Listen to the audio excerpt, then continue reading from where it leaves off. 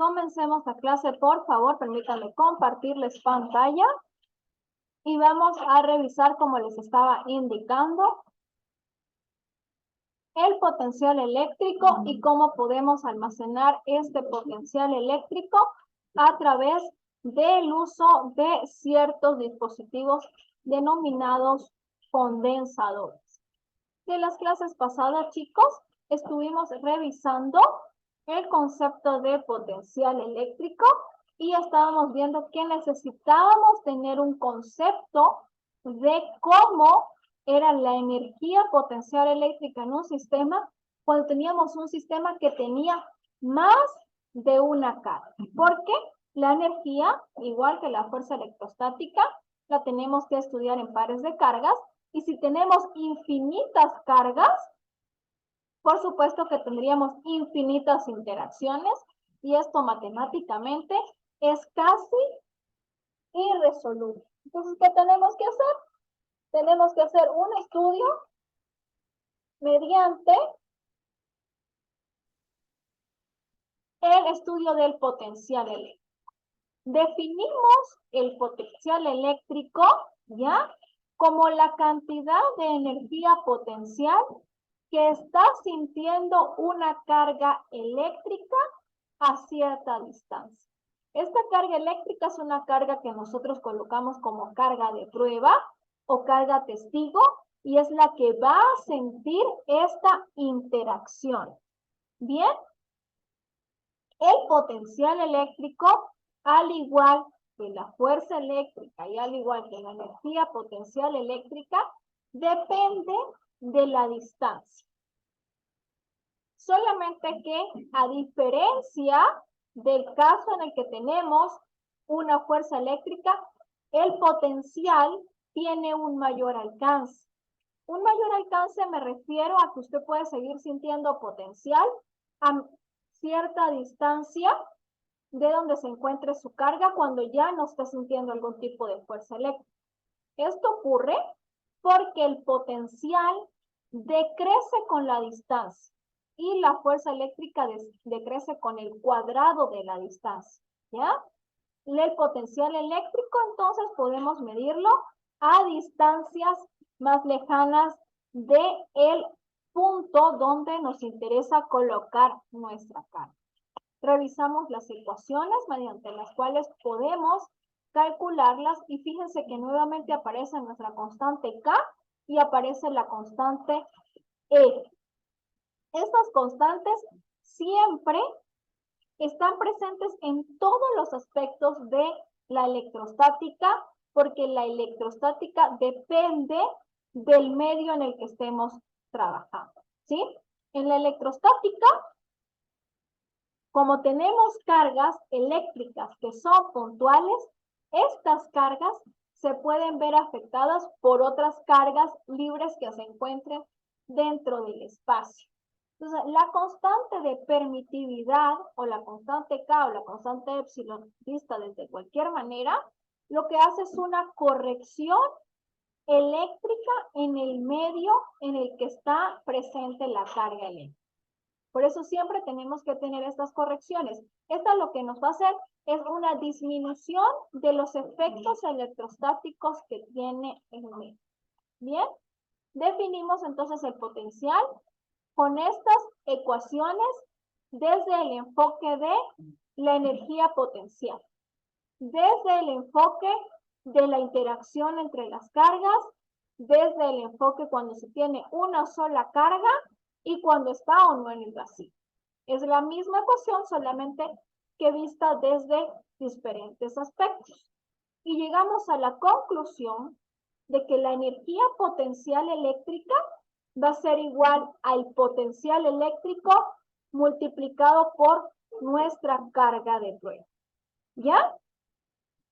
Como ya tenemos la definición de potencial, lo que realmente es aplicable o lo que realmente nos interesa estudiar es cuando ocurre una diferencia de potencial.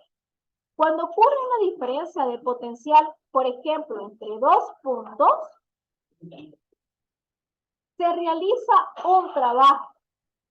Y ese trabajo puede mover a nuestra carga eléctrica de un sitio a otro. La diferencia del potencial produce un movimiento en nuestras cargas eléctricas. Ese movimiento en nuestras cargas eléctricas, por supuesto que genera una corriente eléctrica y puede generar un campo eléctrico y un campo magnético. Por eso es que estamos estudiando realmente es la diferencia de potencial y no el potencial visto de manera individual. Llegamos a la conclusión de que el potencial eléctrico y la diferencia de potencial lo medimos en unidades de voltios, como estamos trabajando en el Sistema Internacional de Medidas. Y tenemos dos ecuaciones. Tenemos una ecuación para el potencial eléctrico que relaciona directamente al trabajo y esta ecuación la podemos reescribir identificando la diferencia de potencial eléctrico como la diferencia en la energía potencial por la unidad de la carga de prueba. La carga que me interesa conocer cuánta diferencia de potencial está teniendo. ¿Ya? Llegamos también a la conclusión de que cuando nosotros hablamos de un voltaje, no hablamos, por ejemplo, cuando hablamos del voltaje de nuestra red eléctrica doméstica, de la que sale de nuestra toma de corriente, que son 110 voltios, lo que estamos midiendo realmente ahí es la diferencia de potencial eléctrico, ¿ya? Esa diferencia de potencial eléctrico nos está diciendo cómo se está moviendo la carga eléctrica que hay a través de esta red.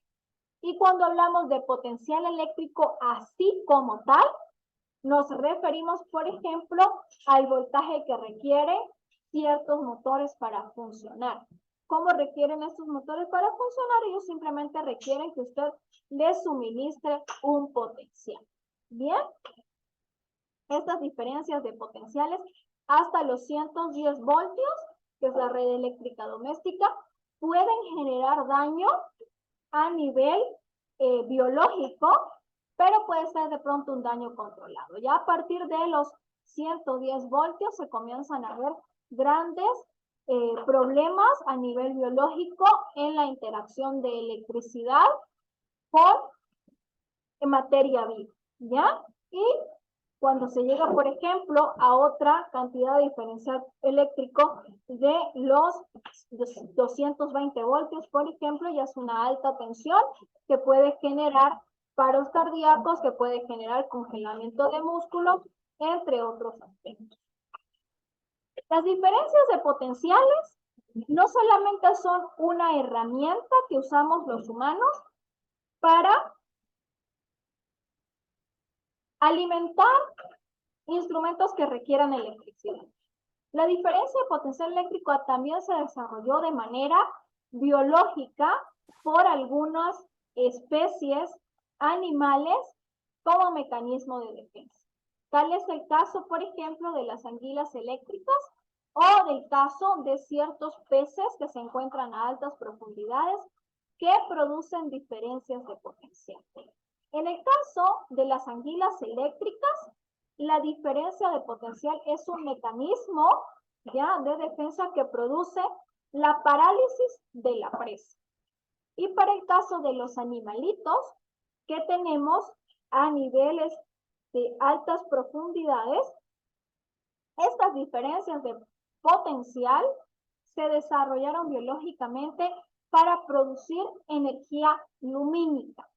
Cuando estás a altas profundidades, ves animales que son fluorescentes, necesitan producir luz. El mecanismo que utilizan es generar una corriente eléctrica a través de una diferencia de potencial.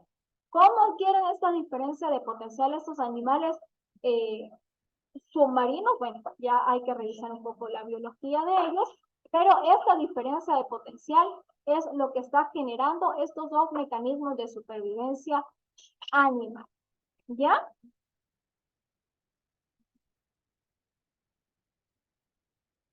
El potencial eléctrico, ¿ya? Puede ser de varias maneras. Uno de los que más nos interesa es el potencial eléctrico que ocurre cuando estamos en presencia de un campo eléctrico que es uniforme, ¿ya? Cuando un campo eléctrico es uniforme, quiere decir que la magnitud y la dirección que tiene este campo son constantes para toda la región del espacio. Si tenemos un campo eléctrico que es constante en toda la región del espacio, la fuerza eléctrica que está generando este campo también tiene que ser constante y apuntar siempre hacia la misma dirección, ¿ya? Esta uniformidad del campo produce grandes facilidades para su estudio.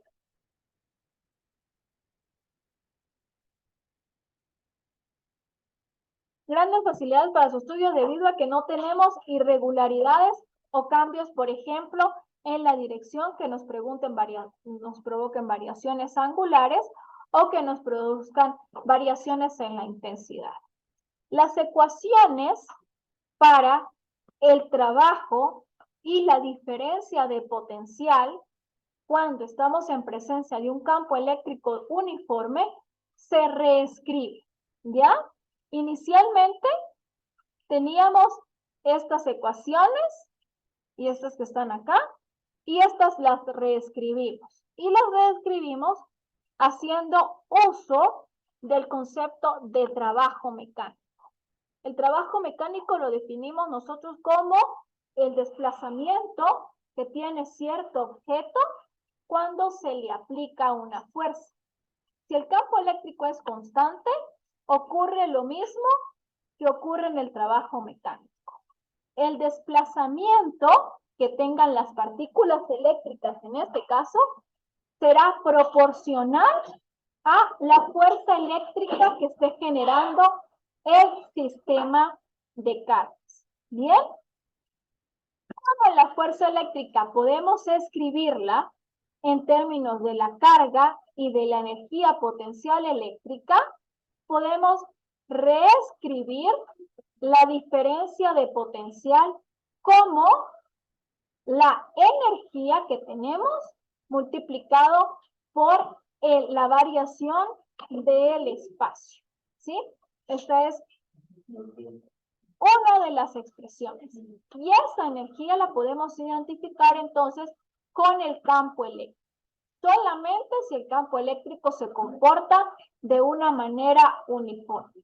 Tenemos una nueva expresión entonces ahora para el campo eléctrico que va a ser igual a la diferencia de potencial entre el espacio que ha recorrido nuestra carga. Y tiene un signo menos, ¿ya? Este signo menos, recordaremos de las clases de trabajo, me está diciendo que es un trabajo interno del sistema. Es un trabajo que está ocurriendo simplemente por la interacción de las fuerzas que tenemos en el sistema. Esto genera entonces un campo eléctrico. ¿Ya? Como tenemos un campo eléctrico que es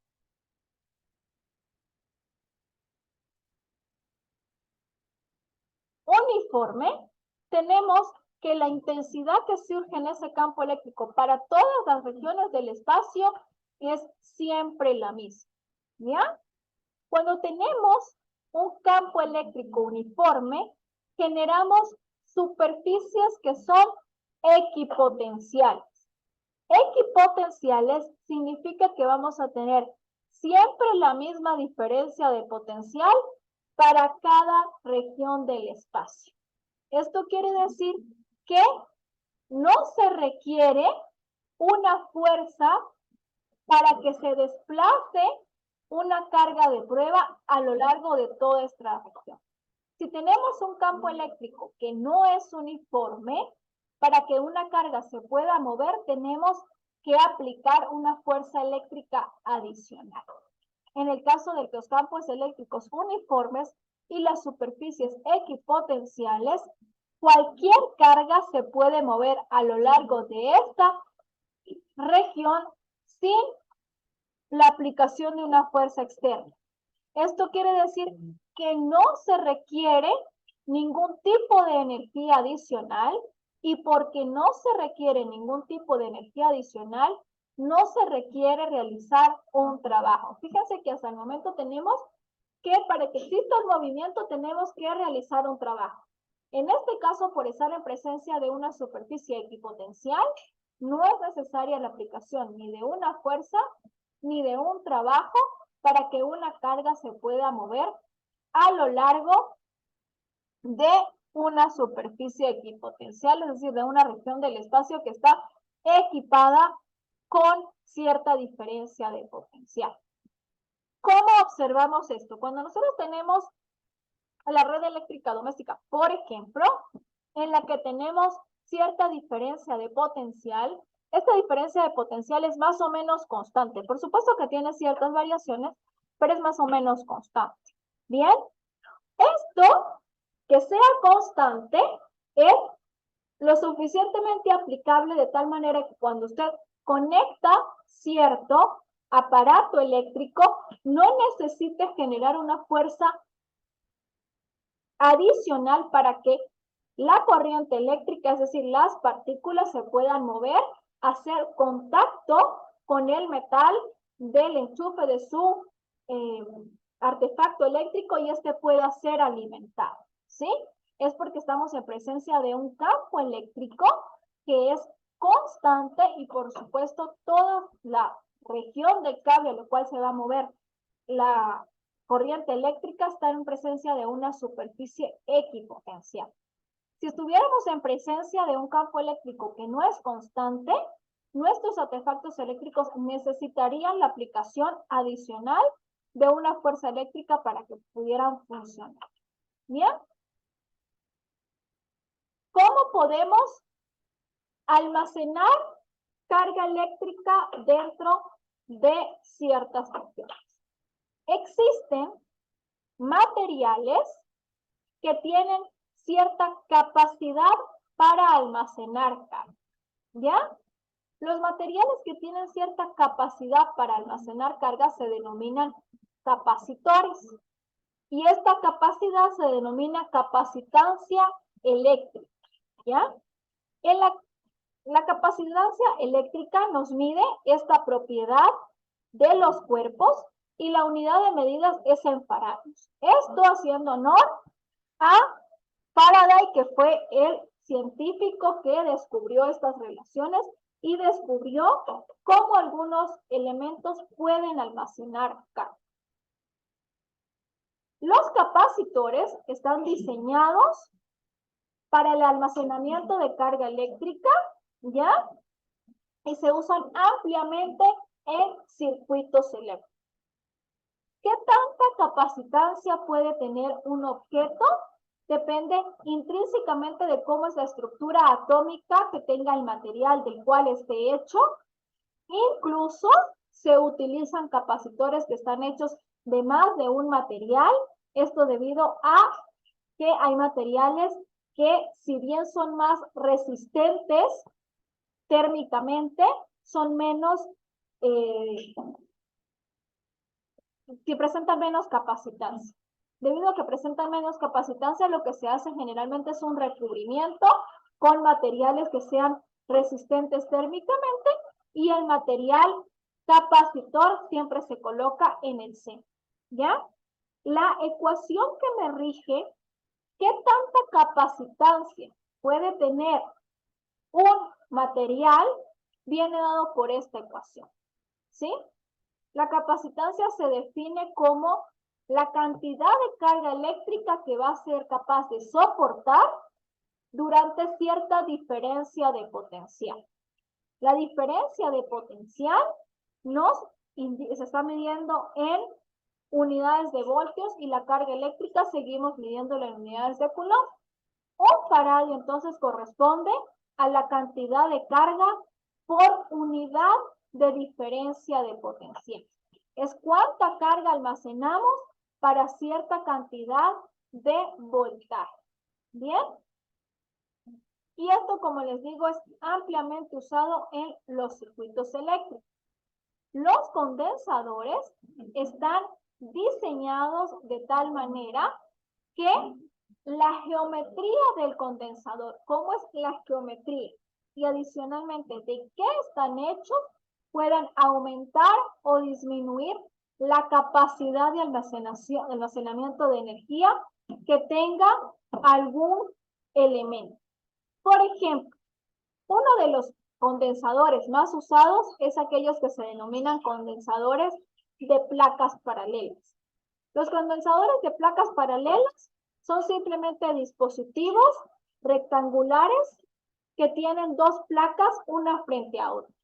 Dentro de estas placas colocamos algún material que se denomina dieléctrico.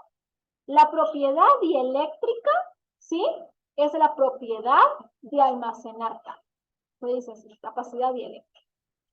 Y en este capacitor vamos a tener una diferencia de potencial entre las dos placas. Es decir, vamos a tener de un lado una cantidad de voltaje y del otro lado otra cantidad de voltaje. Generalmente funcionan de manera que por uno de los lados del capacitor tengo voltaje positivo y del otro lado tengo voltaje negativo.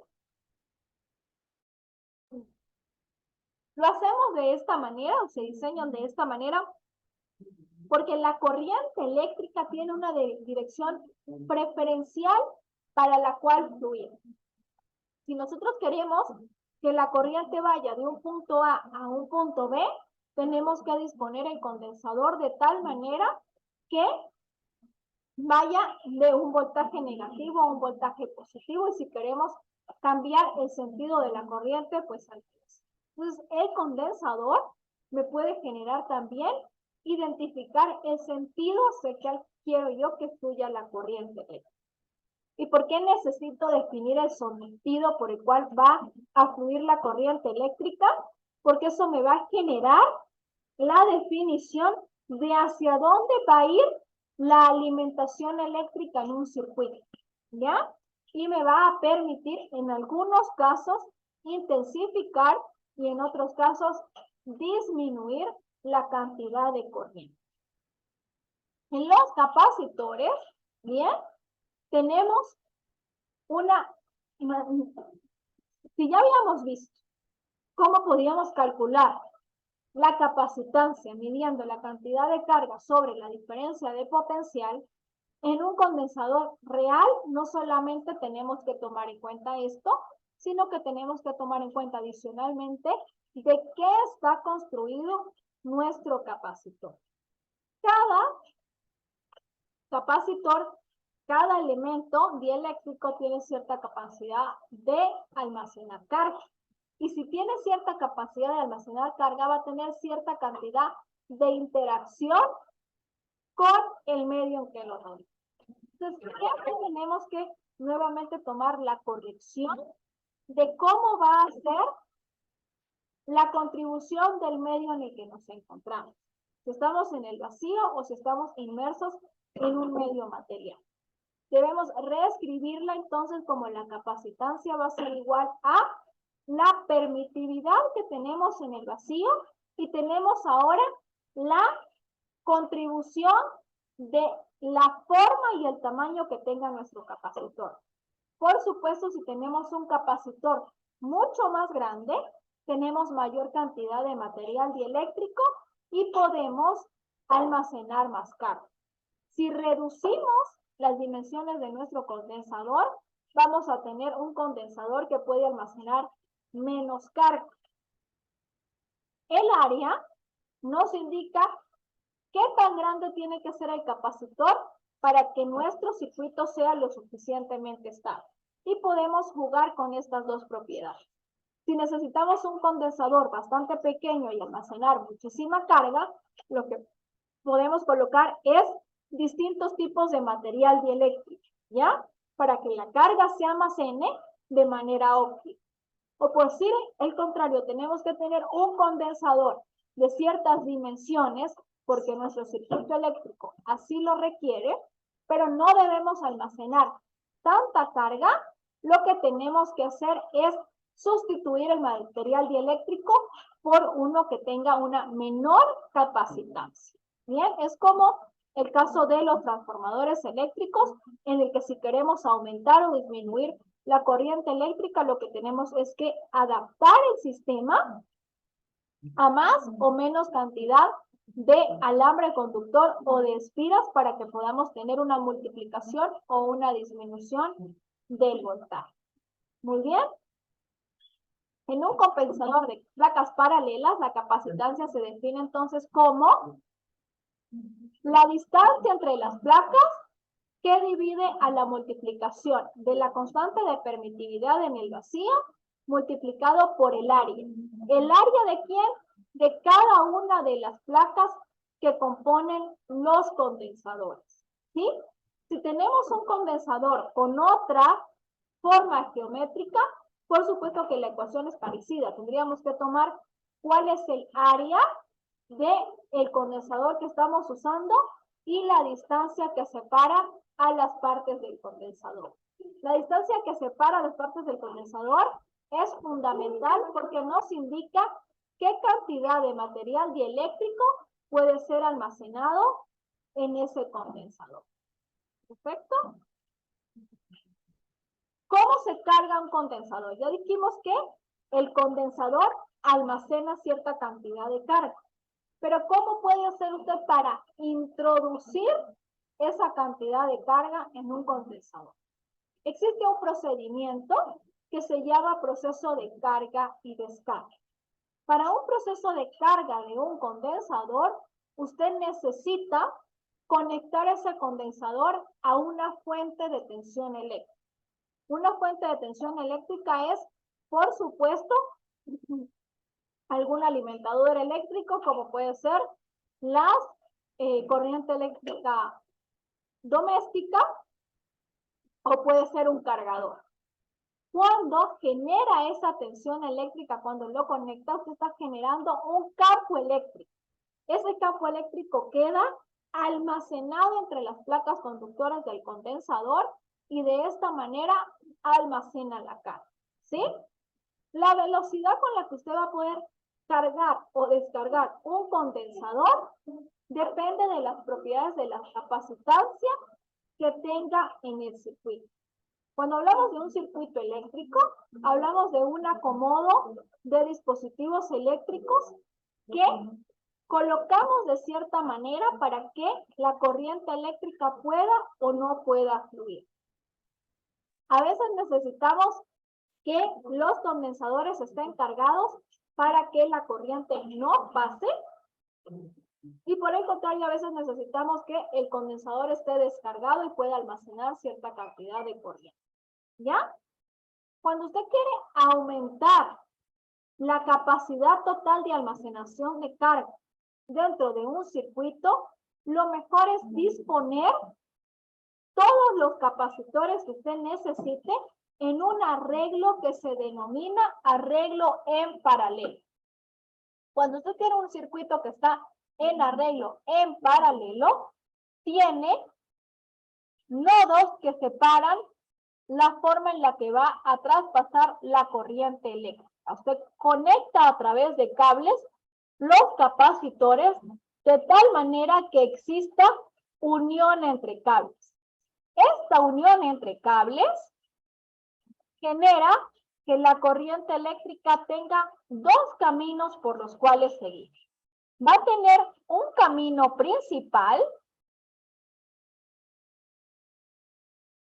en el que la corriente va a querer continuar por el cable principal.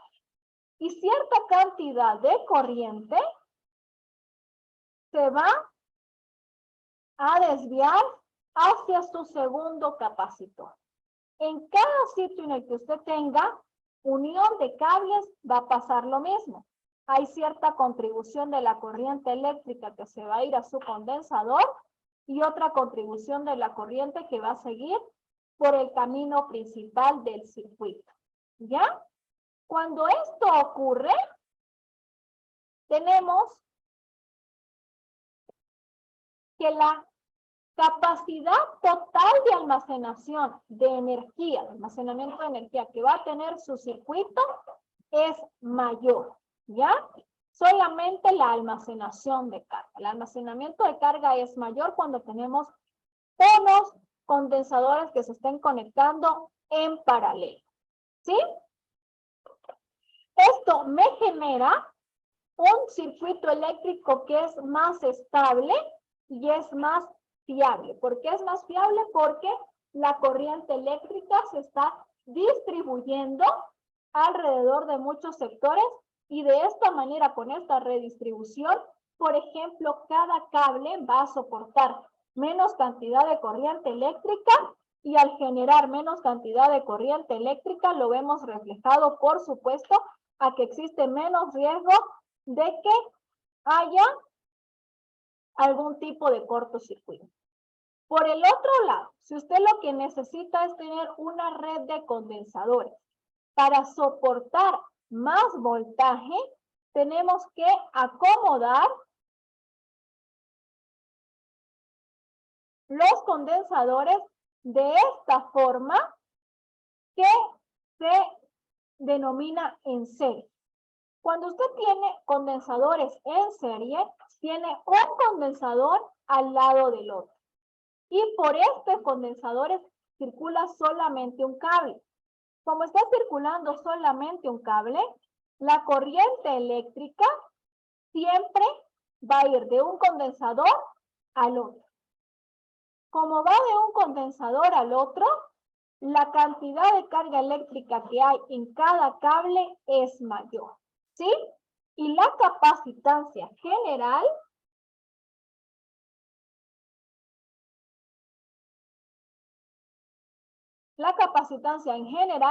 será una suma inversa. ¿A qué me refiero con eso? En el primer caso, la capacitancia total que va a tener nuestro circuito eléctrico será de la siguiente forma.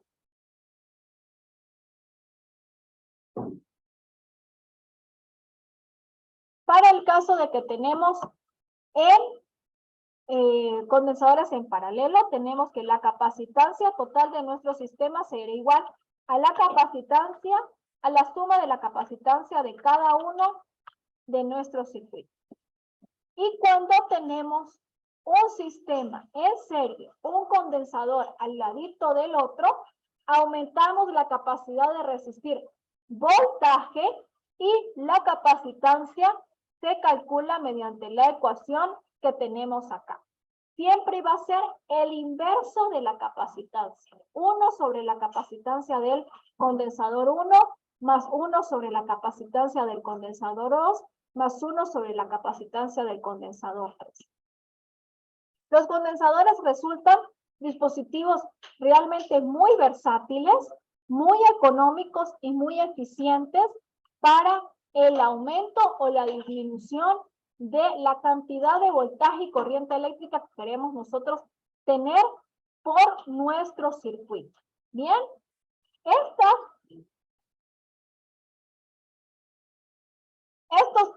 ejercicios de capacitores y entender cómo funcionan los capacitores los vamos a estar trabajando en la clase del día de mañana. La clase del día de mañana va a estar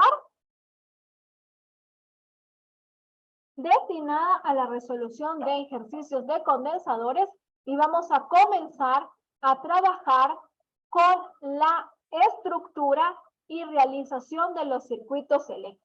Hasta el momento estuvimos viendo cómo se comporta la electrostática y cómo puede generarse una fuerza eléctrica que genere una corriente eléctrica. Desde este momento vamos a comenzar a trabajar ya con electrodinámica, es decir, el comportamiento de la electricidad que se encuentra fluyendo a través de un circuito y vamos a comenzar a generar trabajos de circuitos con leyes de Kirchhoff, ¿ya? Si no tenemos ninguna duda, por favor, chicos, me retiro en este momento, que tengo una reunión con coordinación académica. Mil disculpas, que tengan una buena tarde y el día de mañana, por favor, estaremos afinando detalles de los condensadores. caballero que me estaba comentando el problema del camión de las toneladas y el helio, lo atiendo por favor en unos 10 minutitos más, que me está llamando la coordinadora académica y tengo que asistir, y Profe, le explico el experimento. Dígame. no voy a poder, Ya, entonces le no voy mando a otra vez el poder, WhatsApp. tengo... Ya. Ya No, le es que mando me voy a otra una vez. competencia ahorita.